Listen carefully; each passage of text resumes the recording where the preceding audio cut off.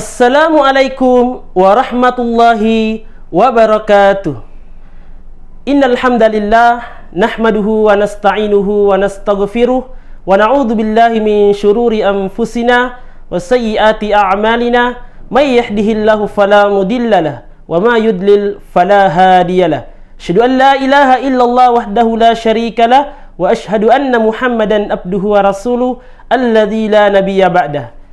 Ananda mujahid dan mujahidah yang senantiasa dirahmati Allah Subhanahu wa taala. Alhamdulillah bertemu lagi kembali dengan Ustaz Supardi di pelajaran Bina Pribadi Islam. Adapun materi kita pada hari ini yaitu kitab suci Al-Qur'an. Al-Qur'an yang agung ini adalah wahyu Allah Subhanahu wa taala yang telah diturunkan kepada Nabi Muhammad sallallahu alaihi wasallam sebagai penerang, petunjuk dan pedoman serta rahmat yang kekal abadi sampai di akhir nanti. Sekaligus menjadi mukjizat dan bukti kebenaran risalah Rasulullah Muhammad sallallahu alaihi wasallam.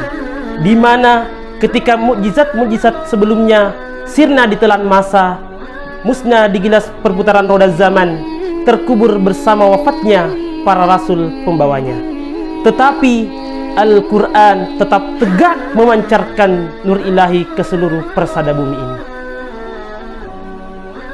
Perputaran dan pergantian waktu yang disertai dengan berubah dan beragamnya keadaan dan watak manusia tak akan melunturkannya. Wafatnya sang panutan Rasulullah sallallahu alaihi wasallam pun tidak memudarkannya. Bahkan serentetan aksi pengingkaran dan penyelewengan serta pengubahan terhadap Al-Quran tidak membuatnya kabur sedikit pun. Itulah Al-Quran, kitab mulia yang kekal keberadaannya. Langgeng hukumnya, ia pun kenyal tetap sesuai dengan segala tempat, bangsa dan sepanjang masa. Betapa sempurnanya Al-Quran dengan hukum-hukum dan ajaran-ajaran ilahi yang tetap aktual dan akurat. Ia berbicara tentang berbagai sudut kehidupan, tentang akidah, ibadah, etika pergaulan semua manusia dan alam sekitarnya, tentang politik, ekonomi, dan lain sebagainya.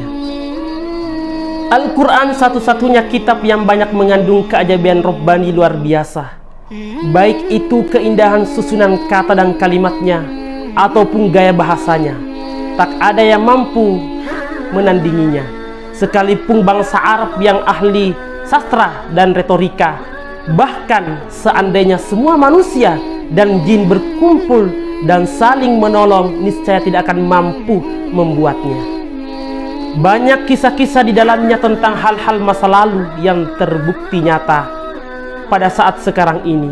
Betapa agungnya Al-Quran dan betapa besarnya kasih sayang Allah Ta'ala kepada kita semua. Maka diturunkannya kitab mulia yang menunjukkan manusia ke jalan yang akan menyelamatkannya, sekaligus menganugerahkan keutamaan yang tak terhingga di dalam menelusuri jalan tersebut. Berikut adalah berbagai macam keutamaan yang berkenan dengan membaca Al-Quran dan mempelajarinya. Ananda mujahid dan mujahidah yang dirahmati Allah Subhanahu wa taala, keutamaan yang pertama adalah membaca Al-Quran mendatangkan rahmat Allah Ta'ala. Sesungguhnya orang-orang yang selalu membaca kitabullah dan mendirikan salat serta menafkahkan sebagian rezekinya yang telah kami anugerahkan kepadanya secara diam-diam dan terang-terangan, mereka mengharapkan suatu perniagaan yang tiada merugi, agar Allah menyempurnakan kepada mereka pahala mereka dan menambah kepada mereka dari karunia-Nya. Sesungguhnya Allah Maha Pengampun lagi Maha Mensyukuri. Surah Fatir ayat 29-30. Nah, sebagian ulama berpendapat bahwa membaca Al-Quran itu lebih utama daripada membaca tasbih, tahlil, zikir-zikir lainnya. Keutamaan yang kedua, perumpamaan mukmin yang membaca Al-Quran.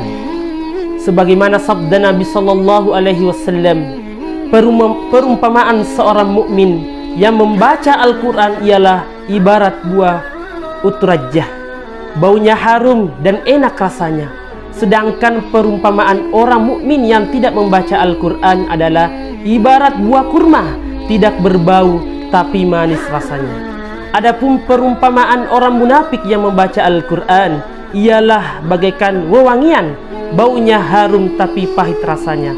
Sedangkan perumpamaan orang munafik yang tidak membaca Al-Quran adalah bagaikan buah hansalah, tidak berbau lagi pahit rasanya. Hadis riwayat Bukhari dan Muslim. Keutamaan yang ketiga yaitu pahala membaca Al-Quran. Sebagaimana Rasulullah sallallahu alaihi wasallam bersabda, barang siapa membaca satu huruf dari Al-Quran, dihitung untuknya satu kebaikan, dan satu pahala, satu kebaikan adalah 10 kali lipat. Aku tidak mengatakan alif lam mim itu satu huruf, melainkan alif satu huruf, lam satu huruf, dan mim adalah satu huruf. Hadis riwayat Tirmizi. Keutamaan yang keempat yaitu Al-Quran menentukan tinggi dan rendahnya tempat di surga bagi pembacanya. Sebagaimana sabda Rasulullah sallallahu alaihi wasallam yang artinya, nanti akan dikatakan kepada pembaca Al-Quran, bacalah Al-Quran dan naiklah menempati surga. Bacalah ia dengan tartil seperti kamu mentartilkan bacaan sewaktu di dunia. Sesungguhnya tempatmu itu adalah berdasarkan ayat terakhir yang kamu baca. Hadis riwayat Abu Daud, Tirmizi dan Nasai. Keutamaan yang kelima, Al-Quran akan memberi syafaat kepada pembacanya besok di akhirat. Rasulullah sallallahu alaihi wasallam bersabda, bacalah selalu Al-Quran, karena sesungguhnya ia akan datang pada hari kiamat nanti untuk memberi syafaat kepada para pembacanya. Hadis riwayat Muslim. Keutamaan yang keenam yaitu balasan di akhirat bagi orang tua yang anaknya selalu membaca dan mengamalkan Al-Quran. Rasulullah sallallahu alaihi wasallam bersabda, barang siapa selalu membaca Al-Quran dan mengamalkannya, niscaya Allah akan memakaikan mahkota kepada kedua orang tuanya besok di hari kiamat, yang mana cahaya mahkota tersebut lebih indah dari cahaya matahari yang menyinari rumah-rumah dunia. Maka apakah gerangan balasan pahala yang akan dianugerahkan kepada orang yang membaca dan mengamalkan Al-Quran itu sendiri. Hadis riwayat Abu Daud. Ananda mujahid dan mujahidah yang dirahmati Allah subhanahu wa ta'ala, keutamaan yang ketujuh adalah membaca Al-Quran secara kontinu adalah termasuk dambaan setiap muslim. Oleh karena itu, mereka yang tidak sempat atau tidak mampu untuk melakukannya akan merasa iri dengan yang lainnya. Dan inilah iri hati yang dibenarkan agama. Dalam hal sebuah hadis sahih, Rasulullah sallallahu alaihi wasallam bersabda, tidak diperbolehkan iri hati kecuali terhadap dua hal.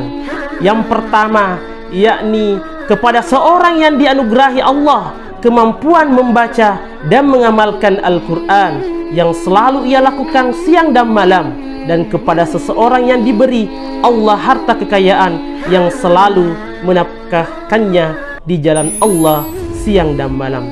Muttafaqun alaih. Keutamaan yang terakhir atau keutamaan yang kedelapan yaitu membaca Al-Quran akan mendatangkan ketentraman, ketenangan, kedamaian, dan rahmat Allah akan selalu menyertainya. Sebagaimana Rasulullah sallallahu alaihi wasallam bersabda, jika ada sekelompok orang yang berkumpul di salah satu rumah Allah untuk membaca dan mempelajari kitabullah, maka akan turun kepada mereka ketentraman, kedamaian, dan mereka akan diliputi oleh rahmat serta dikelilingi oleh para malaikat, dan Allah selalu menyebut mereka di kalangan penduduk langit. Hadis riwayat Muslim, Ibnu Majah, Abu Daud dan Tirmizi. Ananda mujahid dan mujahidah yang dirahmati Allah subhanahu wa ta'ala, sebagai kesimpulan materi BPI kita pada kesempatan hari ini, marilah senantiasa ananda sekalian untuk senantiasa mencintai Al-Quran, membaca Al-Quran, menghafalkan Al-Quran, serta mentadabburinya. Insya Allah kelak kita akan mendapatkan syafaat dari Al-Quran itu sendiri. Mungkin itu yang sempat Ustadz sampaikan pada pagi hari ini. Mudah-mudahan bermanfaat bagi kita semua. Kurang dan lebihnya mohon dimaafkan. Wabillahi taufiq wal hidayah. Wassalamualaikum warahmatullahi wabarakatuh.